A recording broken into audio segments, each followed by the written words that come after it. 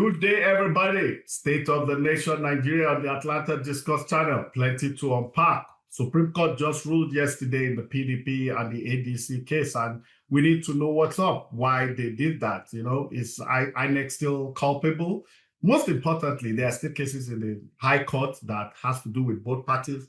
You know, but then the key thing is we need to talk to scholars, leaders, mentors, you know, eminent one at that, people that are true to power, that have a fantastic track record of saying it the way it is. That's why today we're going to go back to the one we reverse so much, Professor Pat Utomi. Prof, how are you doing today, sir? I am thankful. Fantastic. Yeah, I'm sure you've heard about the Supreme Court judgment, you know, and I just wanted to start by asking you that following the reinstatement, you know, of the Mark and the Aregbesola executive, what does this decision signal on the role of the Supreme Court in resolving internal party dispute? Do you think it was for clarity or it was an overreach? Over to you, sir. Well, I think that there is no clarity yet because on the one hand, you can look at it and say, okay, they were pointing to the fact that really the court should not be interfering in internal party affairs.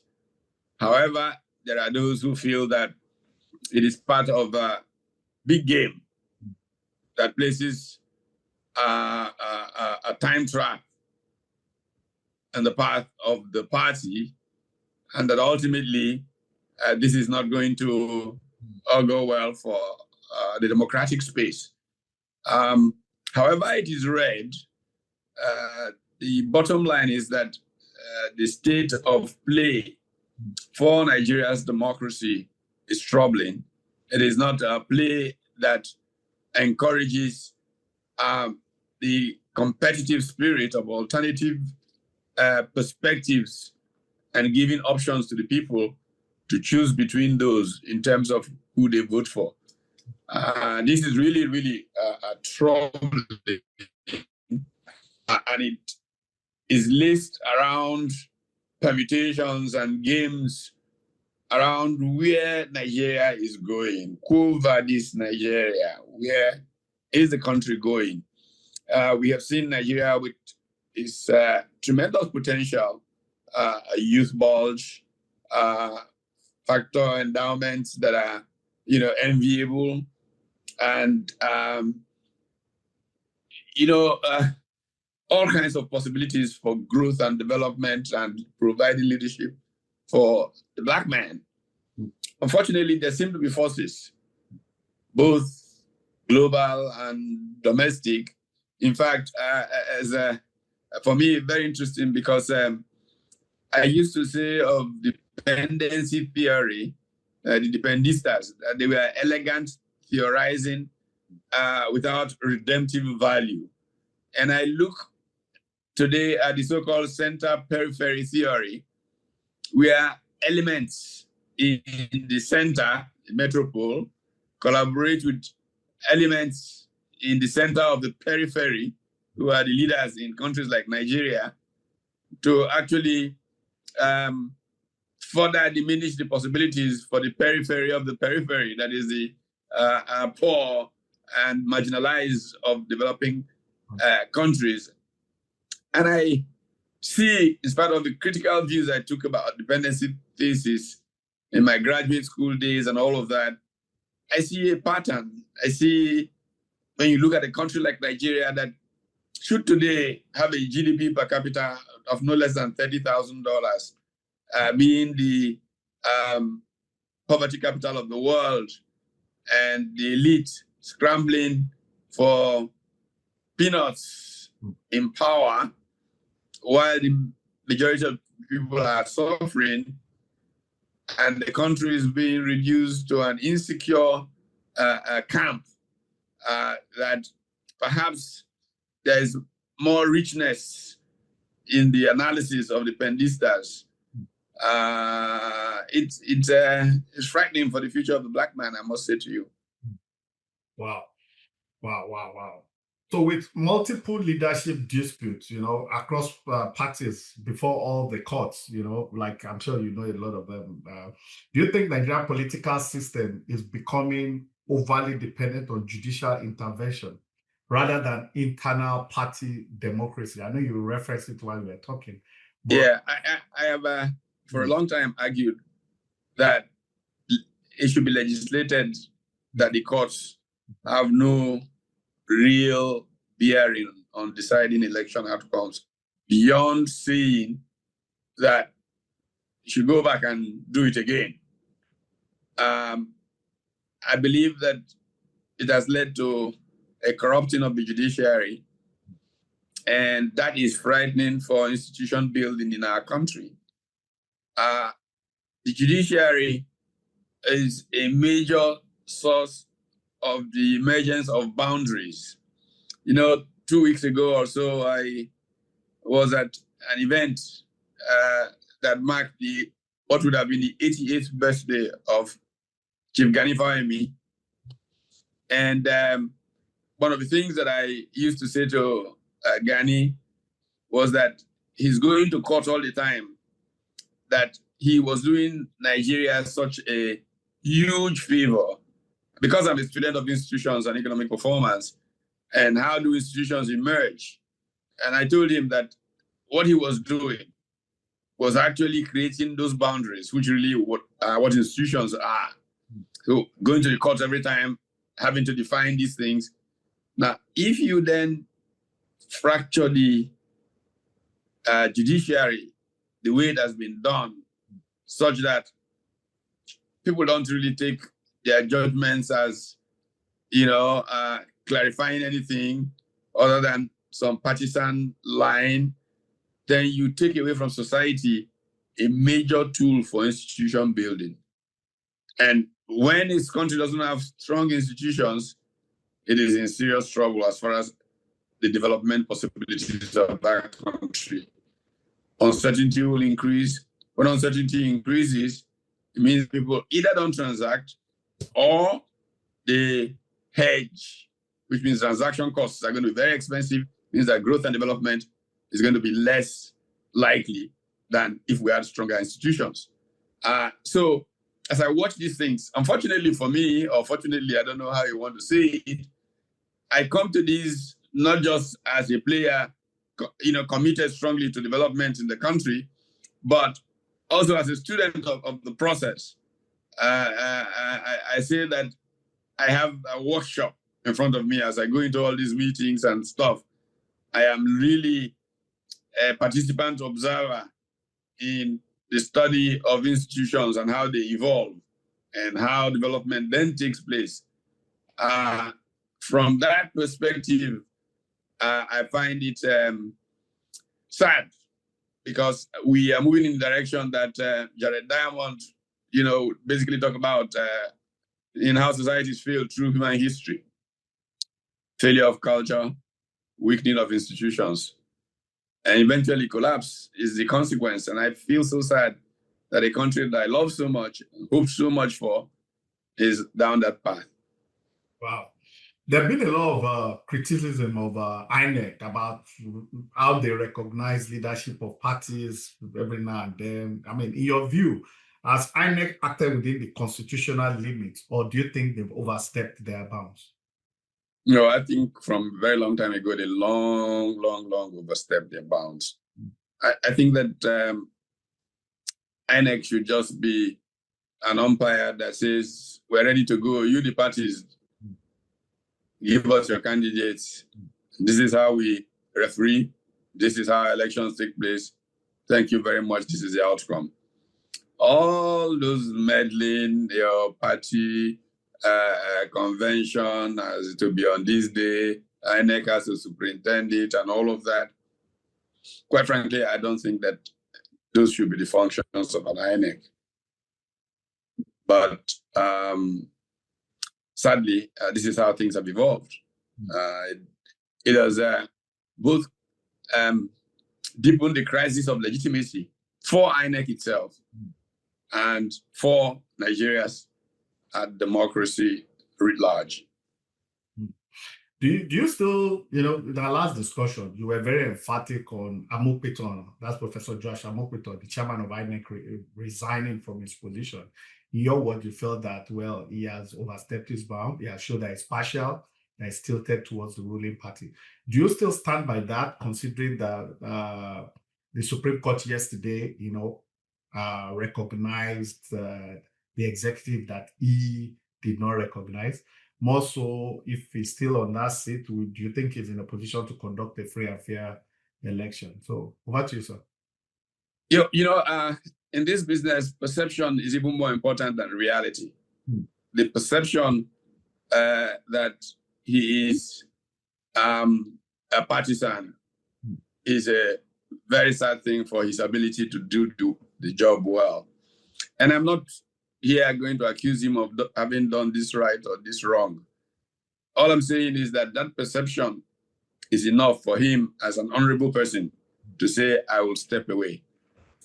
That's how, throughout history, people who are caught in those positions respond to the kinds of situation that he has come to. His resigning should be fundamental to giving people a sense of trust for the system.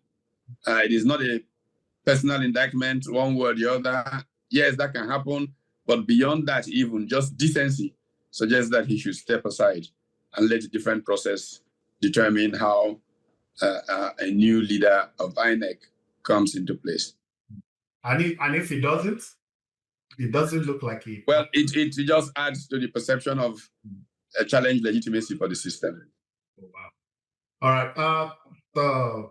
The former vice president of Nigeria and some other people were saying that because of the insurgency problem we have in Nigeria, and all that some part of the northern states cannot, elections cannot be conducted in those states. And, what's your opinion about that? Some have said it's a therapy, maybe for rigging. Some have said it's probably to disenfranchise.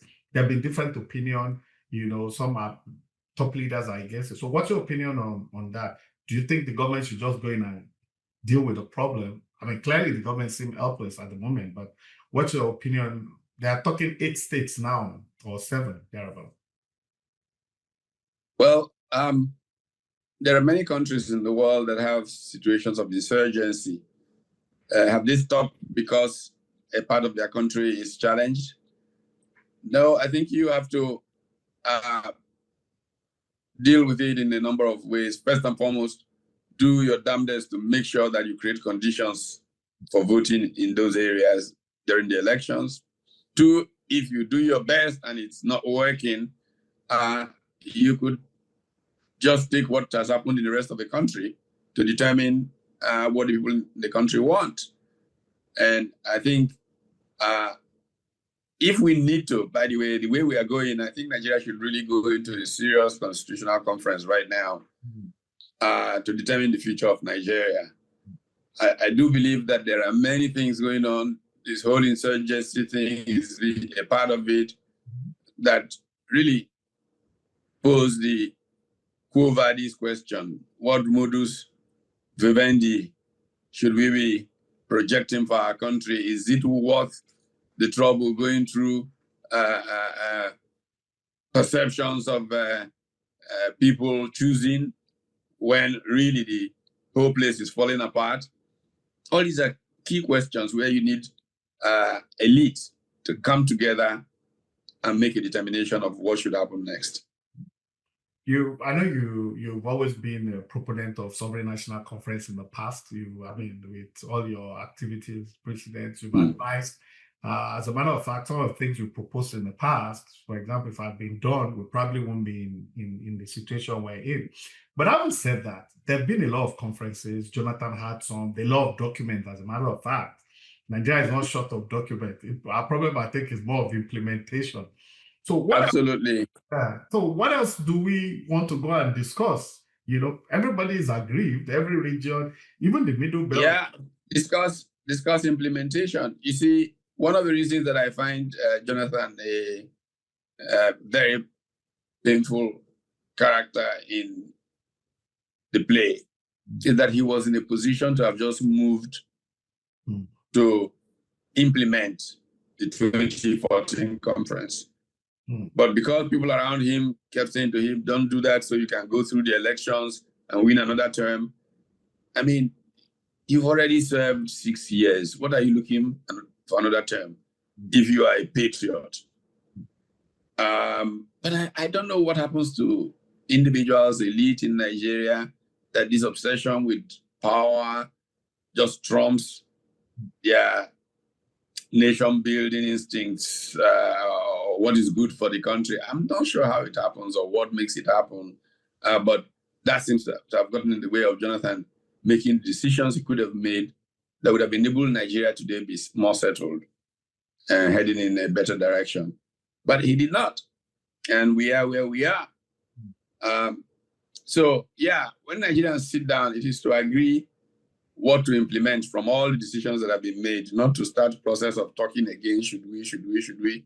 No, decisions have been made are plenty. These are the decisions. How do we implement them now? If we are tired of living together, let's agree as gentlemen, everybody go their way. I mean, once you have peace, you can develop. Look, I refer people back to 1965 and the Malaysia-Singapore story. When the elite of the Malays in Malaysia thought Lee Kuan Yew was a problem, decided to eject Singapore from the Federation. Singapore had nothing. It had the only thing that seemed like an endowment was the natural entrepot that it was. And the British Navy was leasing the ports. But Britain had made a decision to close down all of its naval bases east of Eden. And so Singapore was like a stranded country with nothing. I mean, Lee broke down and wept in 1965. One generation later, 30 years later, same man would write a remarkable memoir from third world to the first, Singapore story. I think perhaps that all of these things are getting in our way of progress in Nigeria. So if Nigerian elite don't want to work together, let them just nicely agree the way that the Malays decided to get rid of Singapore and get rid of each other. You, Southwest, go. You, whatever it is, East, Southeast, South, go. Or Middle Belt, join with whoever, go. Let's all go and develop ourselves in more peace. Maybe 25, 30 years later, after we have Agenda 2063 that the AU is driving, we look and see, wait a minute, how do we aggregate across our borders to make more progress? Everybody can begin to see how we fuse back into the country. But let's have the peace to develop, since elite cantankerism is preventing us from making progress right now. Okay, one more question or two, actually, before we call it a day. I'm talking now about zoning.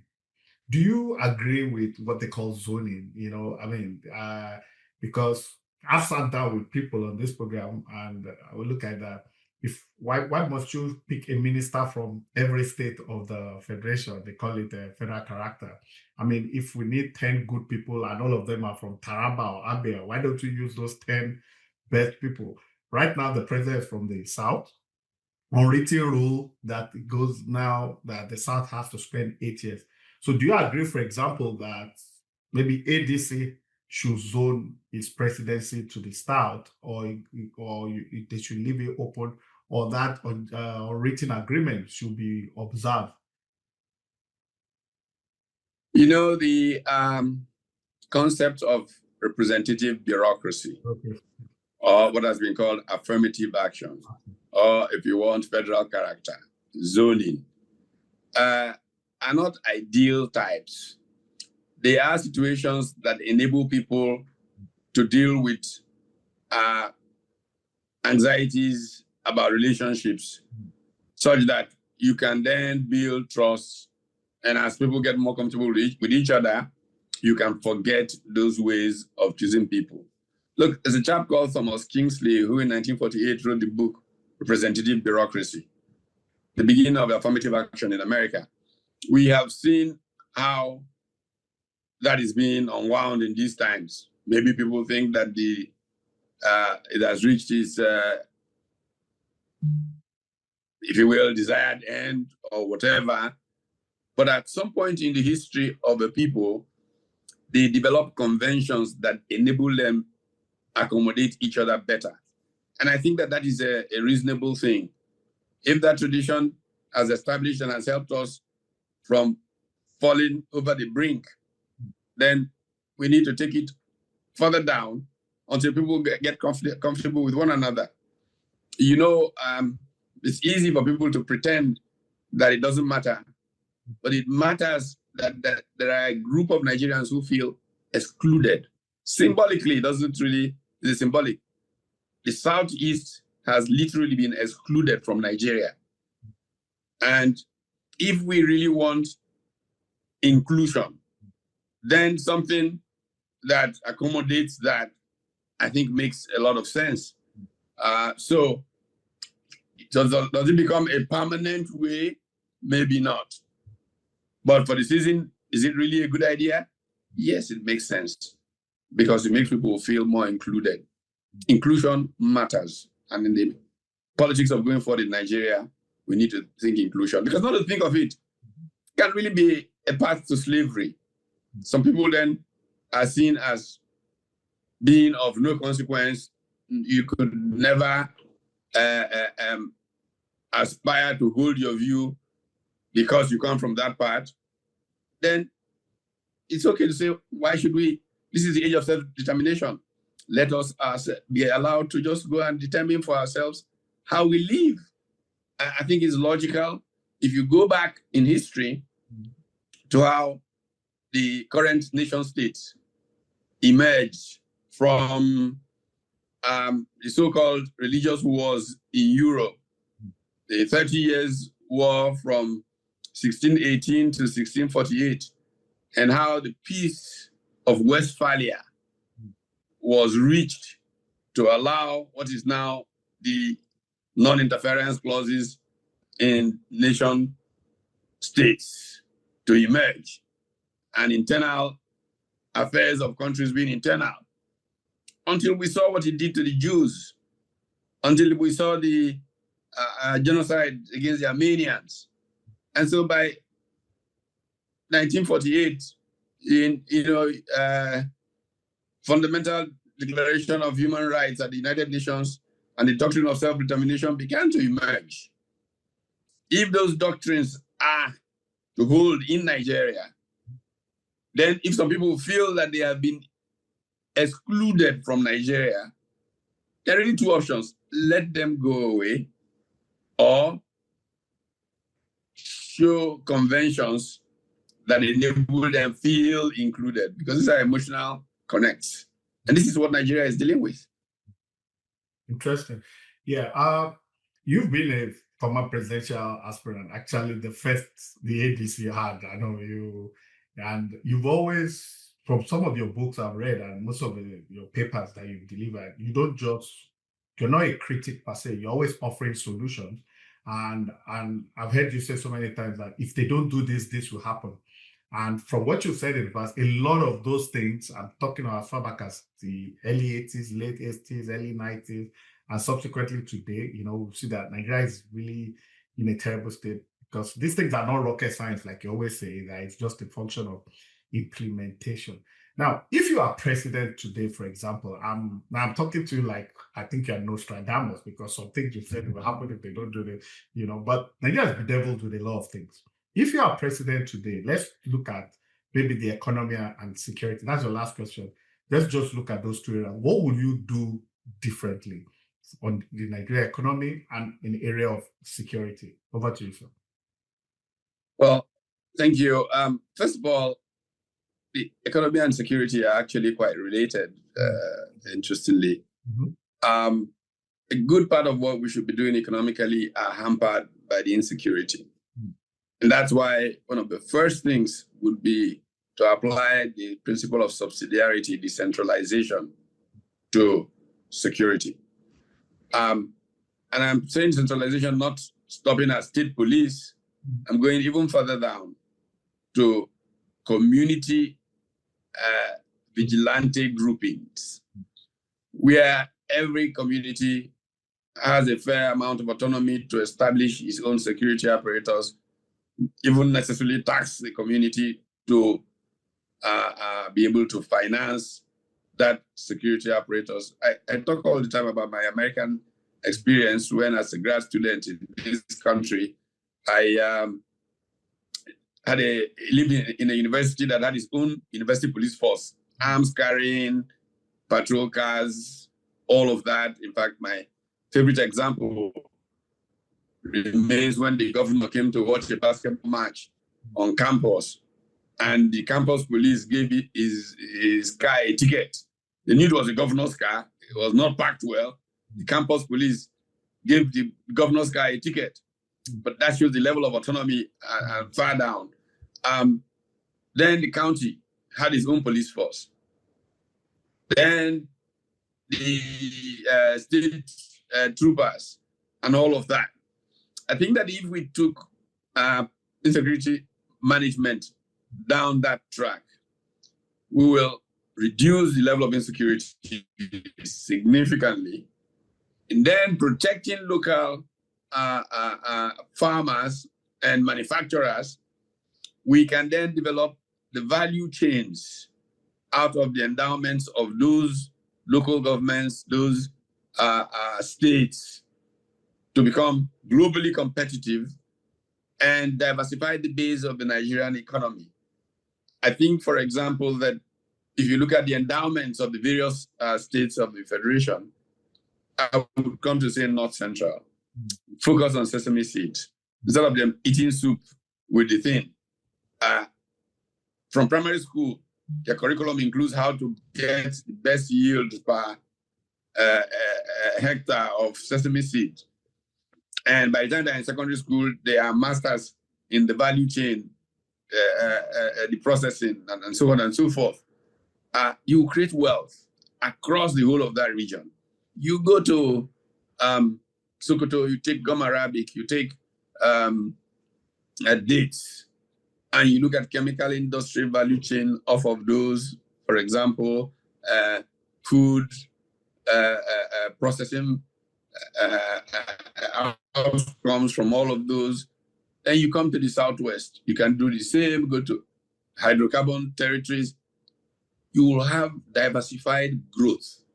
People are so busy creating productive lives for themselves that they won't think insurgency, that they won't even bother who is head of state.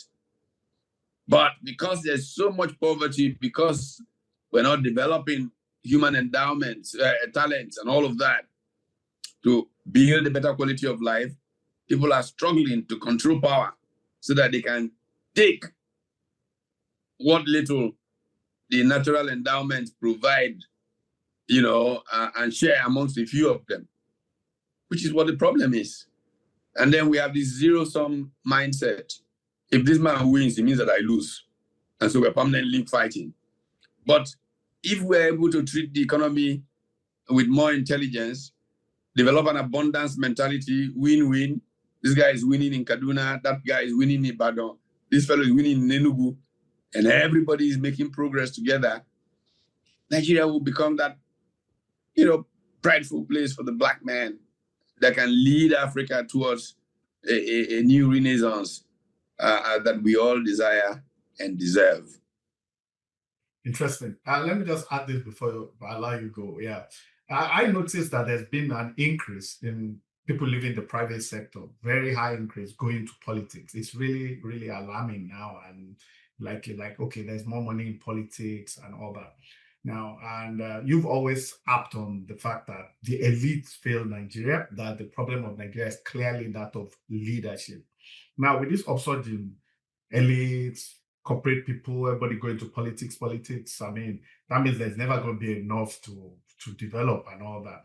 What's your advice to the Nigerian elite? And if you can help, also let them know, for those that watch this, that what will end up being a worst case scenario if we don't do the right thing with the way. One of the problems in Nigeria is that there isn't a diversification of the base of prestige. Now, if you think back to the 1950s, the most prestigious place to be in was the public service, the civil service. Our brightest coming out, going to Oxford and co, came back into the civil service. And that's why we had the super permanent secretaries of that age and so on and so forth.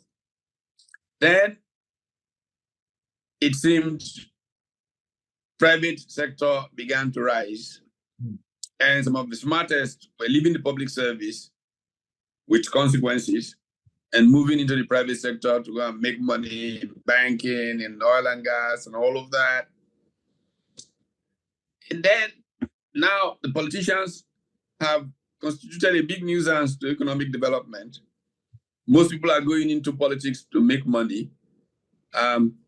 The Ghanaian high life musician Ben Bracco once said that any country where the politicians are richer than the businessmen, you know a country that is heading for disaster. And you see clearly in Nigeria, the politicians are getting richer and richer. I mean, look at the kinds of revenues that are being poured into maintaining a completely useless National Assembly. Professor I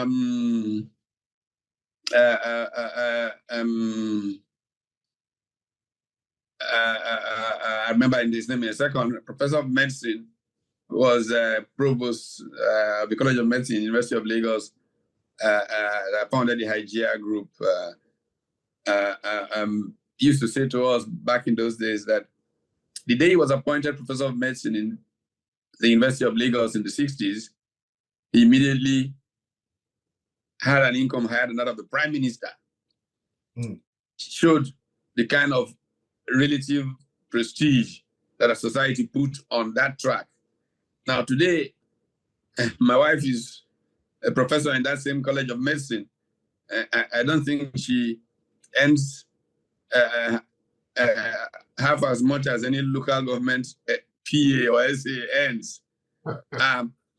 So you see how values have shifted in the society, and the consequence for our country, the average person National Assembly, I don't know how many millions they say they take home in all kinds of ways in a month. So people are trying to rush into politics, taking away talents that could have gone into developing both the private sector and the civil society. So if we can manage some balanced development of the sectors, that the prestige, one of the joys of India, that you go to India, a senior permanent secretary steps into a room, a general steps into a room, a politician of no steps into a room, you will see that each brings a certain prestige level into that room. That you don't, in Nigeria, I say, governor is coming, everybody turns to governor. You know, in some countries, you mention governor, people, I mean, right here in the US, I recall going back to this state where I went to school, Indiana, and one of my old schoolmates who stayed back, who was a dermatologist there in Indiana, he and his wife and my wife and I went to dinner. This was more than 10, 15 years ago, I think. And in the restaurant, the governor and his wife were having dinner in one corner, and he said, "Oh, that's the governor and his wife." At that time, Bai's son was then the governor. And so we finished eating, and we just walked by their table, and this friend of mine says to the governor, "Governor, good job," you know. And I said to him, "Oh, you know, when I was in grad school, your dad was senator, and we went to visit with him, went to his office as part of our project and blah, blah, blah. And we chatted and we all got up together, entered the car park. He opened the door for his wife to enter, to drive home. And we went to our car. That won't happen in Nigeria, sadly, because the prestige is so way towards the governor that, you know, the fact that he is present, the restaurants will close, literally. And these are the problems of development that we have. So it's a very, very important question, this one that looks at centers of prestige and pumping of a balance of centers of prestige in the US, in Nigeria. Thank you, sir. I think the person you are trying to remember of Professor Elebute. Elebute, sorry, Elebute, yes. Elebute. That's a shame. Shows you I'm aging. Because I was so close to Professor Elebute and even the children. I know Lagoon Hospital was on Nigeria, and I used to use it then. So Lagoon, Nigeria, he founded all of those, yes. Thank you, Prof, for your time. Thank you for all you do. And to our viewers, well, we all have a role to play. It's Clarion Call Nigeria. Everybody has a role to play. Somehow we're all guilty one way or the other. You understand? We are all guilty. We're all culpable one way. You bribe the police, you make your police only carry your bag, you know. I mean, and the one that baffles me most is when somebody does jam, beats the cutoff mark, doesn't get the admission letter, somebody who did not. I mean, you can't blame the president or governor for that. That's just abysmal. It's just pure poor character on our part. And until we learn to use our best 11, we'll probably just be going in that vicious circle until the cookie crumbles. Prof, thank you once again. God bless you. See you all next week. It's a great pleasure. Well done on all that you do. Thank you, sir.